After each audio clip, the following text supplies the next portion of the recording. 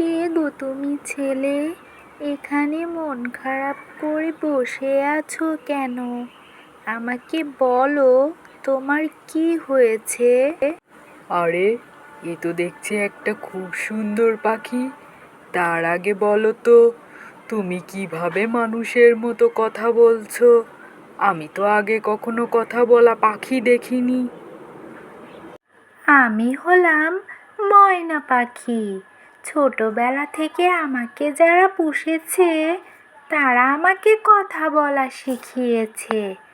এখন বলো তো, তোমার মন খারাপ কেন? তুমি আমাকে বন্ধু মনে করে বলতে পারো। তাহলে শোনো, আমার মন খারাপ কেন আমি সে কথা তোমাকে বলছি। বাবা এখানে একা একা দাঁড়িয়ে কি করছে? গিয়ে দেখি তো। বাবা বাবা, কি হয়েছে তোমার? তুমি এভাবে মন খারাপ করে এখানে দাঁড়িয়ে আছো কেন বাবা? আমার জমানো যতটুকু টাকা ছিল সব টাকা দিয়ে আমি মাছের পোনা কিনে এই পুকুরে ছেড়েছিলাম, কিন্তু মাছগুলা কোথায় গেল? কেউ ধরে নিয়ে গেল নাকি জানি না। পুকুরে আর একটি মাছও নেই। এখন আমি কি করব বলতো বাবা? শুনলে তো ময়না আমার সমস্যার কথা। আমি আমার বাবাকে কিভাবে সাহায্য করব সেটাই ভাবছি। আমি তো কোনো কাজ করি না, কিভাবে সাহায্য করব আমি তাকে? ঠিক আছে, তুমি চলো আমার সঙ্গে, একটা জায়গায় তোমাকে নিয়ে যাই। এখানে কেন নিয়ে এলে ময়না? এটা কার বাগান? কি সুন্দর লাউ হয়েছে! এ তো অনেক টাকায় বিক্রি হবে।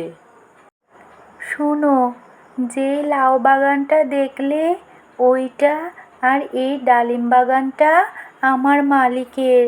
তারা এখন আর দেশে থাকে না, মেয়ের কাছে বিদেশে চলে গেছে। আজ থেকে এগুলো আমি তোমাকে দিলাম, ঠিক আছে?